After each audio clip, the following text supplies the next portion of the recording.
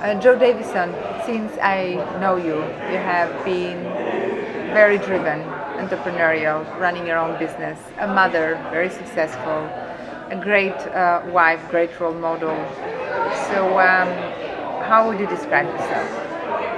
You are really kind to me. I am a normal lady who the juggle is real, balancing business with 4 children, husband, dog. It's not easy, but I think if you know what you want and then you kind of I use time blocking. And so, yeah, I would describe myself as someone who is trying to successfully juggle their life to reach success on my terms. So when you got married, I mean, we all have dreams before we. It's like life before getting married and life after getting married.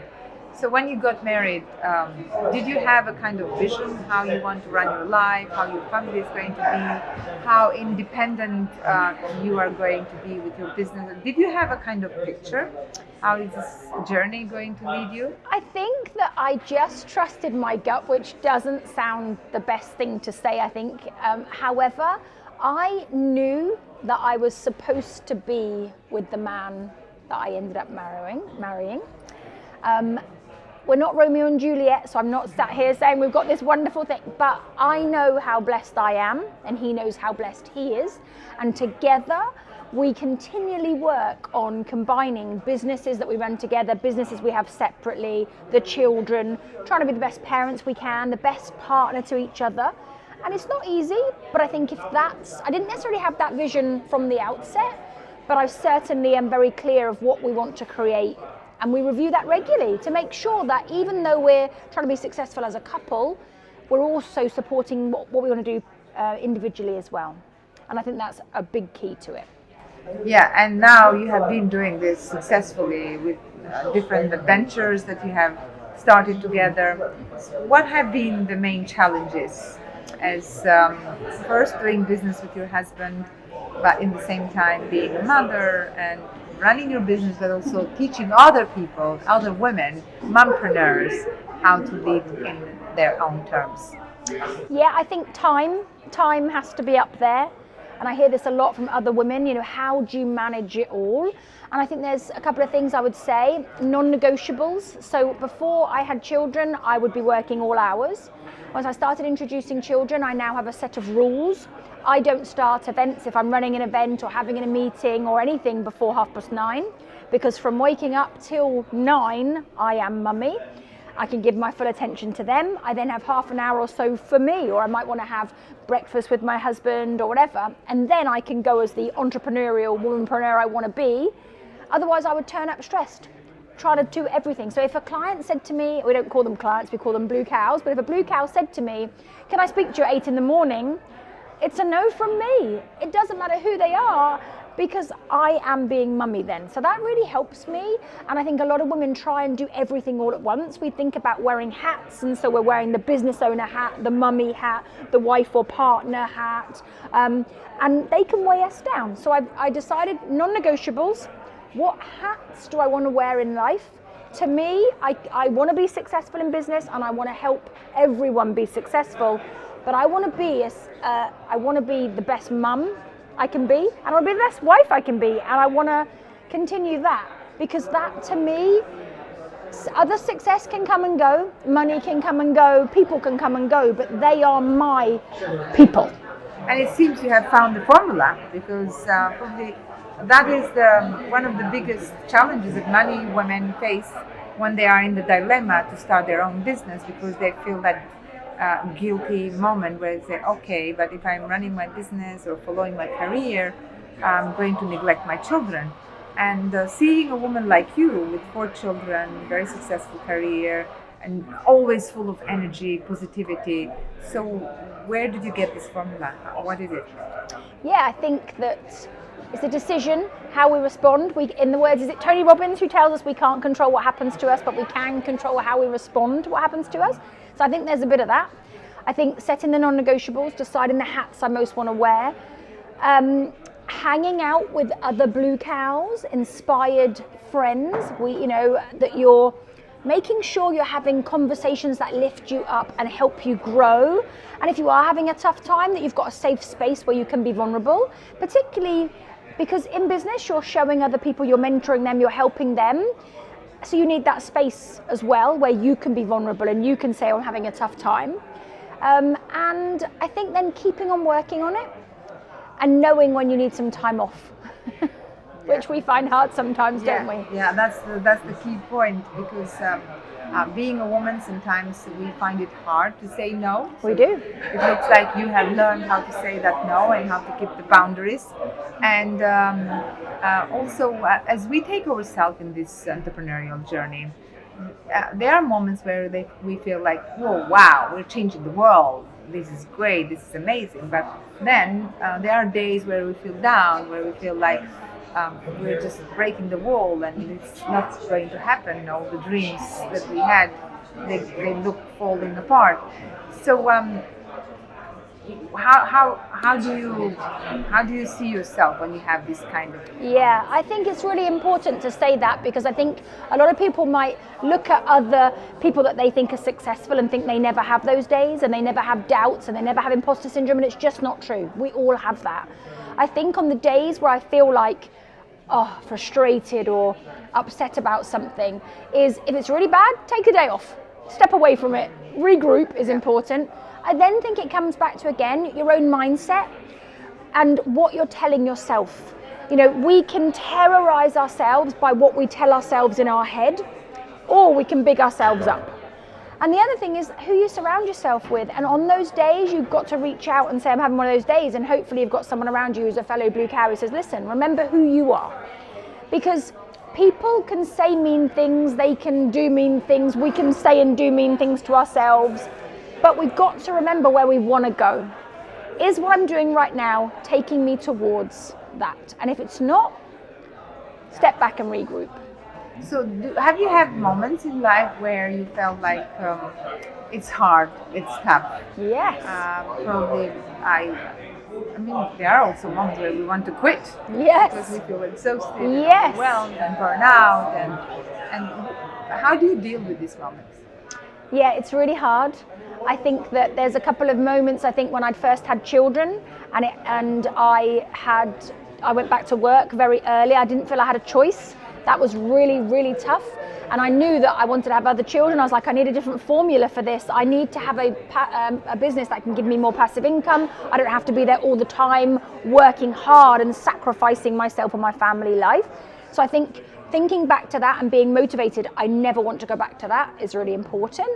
I think also I had a situation where I put myself out there. We want to put ourselves out there to help other people, and there were some haters who came along and they were very, very mean. And I kept then thinking, oh dear, maybe I shouldn't do this anymore. I actually thought, I'm going to stop doing my coaching, my mentoring, and I'll go and do a different job. And then I remembered who I am, and I remembered actually this is my purpose. Not everybody is going to love us. Not everybody's going to like our message. I'm not doing it for them. I'm doing it for the ones who resonate with my message. And that's why on the days where I feel like I'm just finding it hard, I've got to remember who I'm doing it for. I'm doing it for those people. We're a beacon of light for the people who need us. We're not doing it for the people who don't resonate with us. We should just not focus on them. We should focus on the ones who look to us for inspiration. And remember that. Yeah, and you work with women, you work with mothers, and mainly with those who aspire to start their own business and to grow and follow their dreams and find their gifts and share it with the world. So what are the main challenges that they go through? I think a big one, yes, you need systems in your business. I think that's really important, that you stop thinking of it as a hobby and we design it as a business which brings us income to live the life we want. And it should also give us less stress, more time, more money, more freedom. So definitely from that. But then the biggest thing, and I don't know if we've talked about this before, but is mindset. Is overcoming the limitations that we put on ourselves and the doubt that we may have. And the inside of every single one of us, I believe there is this little blue cow, also known as your inner guidance system, that knows the way. It knows the way to the life you should be living. But when we're younger, whether it's our own schooling or parents or well-meaning people who try to protect us or not so well-meaning people, we forget that's inside of us. and therefore we live a life where we settle. So I think if people want to reach other people, they want to put themselves out there, they have to go back inside and get back in flow with where it is they want to move towards. And it's much easier if you're swimming to swim in line with the flow than up against the tide. Yeah, and now you have come so far, you have built your brand, it's the Blue Cow, and you help a lot of other Blue Cows how to find their gift and create a system and follow what they are meant to do in this world. So how long it took for you to have this clarity, to have this big picture in mind and feeling that you're just in your path and a Blue Cow? Yeah, I think it came about completely by chance. I was running a whole different business. It was a brick and mortar healthcare business. And to be honest, I was working long hours. I was earning quite a lot of money, but it was all going out and I was very stressed. I had one child at the time and I was being terrorized by staff. I was being terrorized by clients, customers, and I just one day had a day where it was my final straw day. I couldn't carry on doing what I was doing anymore. My husband and I were in the same business and he happened to have his final straw day on the same day.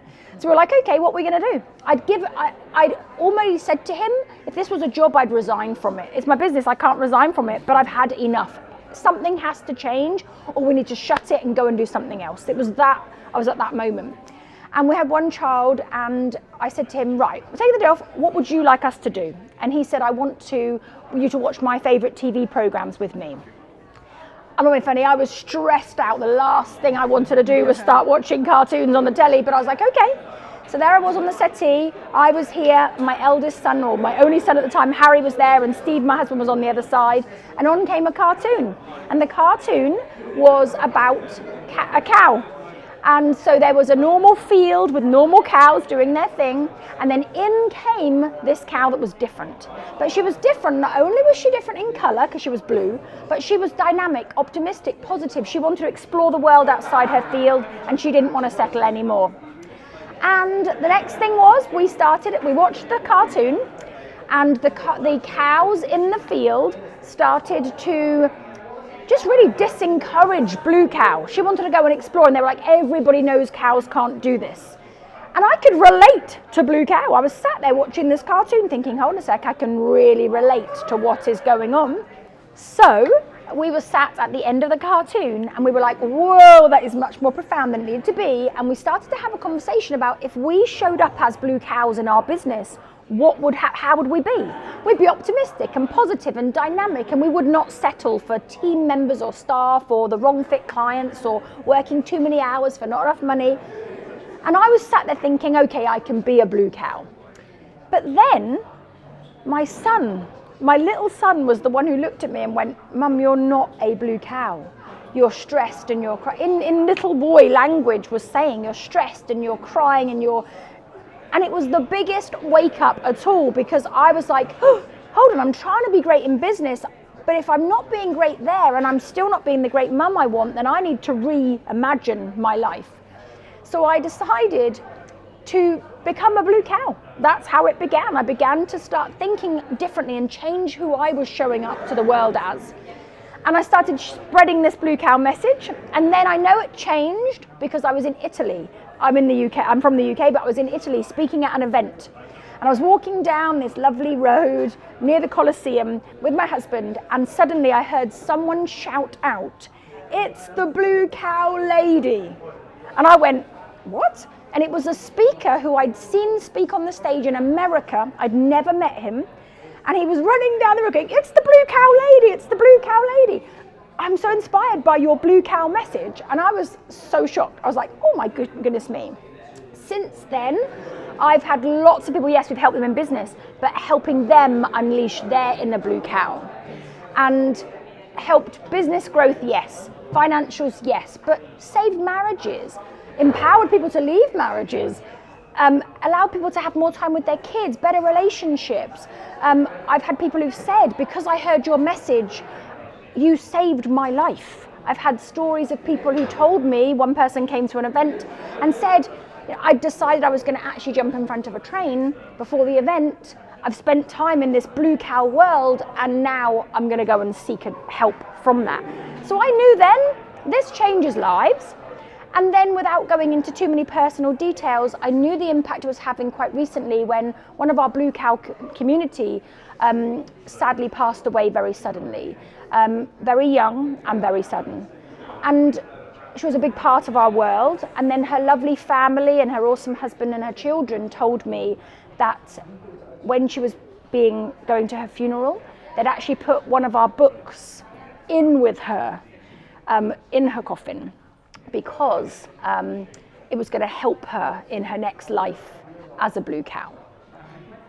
To me, it wasn't just then business systems, business management, it was actually that this impacts on a wider, so that's why it came to me.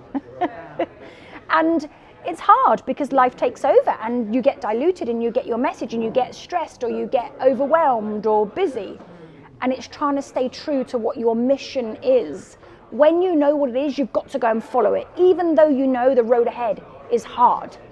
It's not just, I know my purpose, I know my mission, so it's going to be easy. And that's one of the things I think that keeps us all going. Well, that's the whole point. It's hard to find it, but once you find it, you stay loyal to it and you don't stop until you get there. Yes. And yes, there are moments where we feel tired, we feel exhausted, but we don't give up until we have reached that full potential and we feel that we are fulfilled for the mission that we have.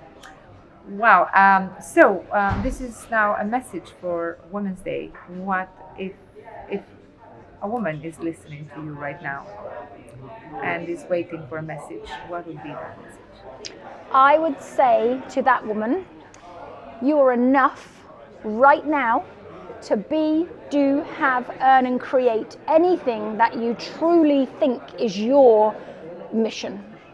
That inside of you, if you could move all the noise out of the way, find that inner Blue Cow and let her lead you to the next part of your life's adventure.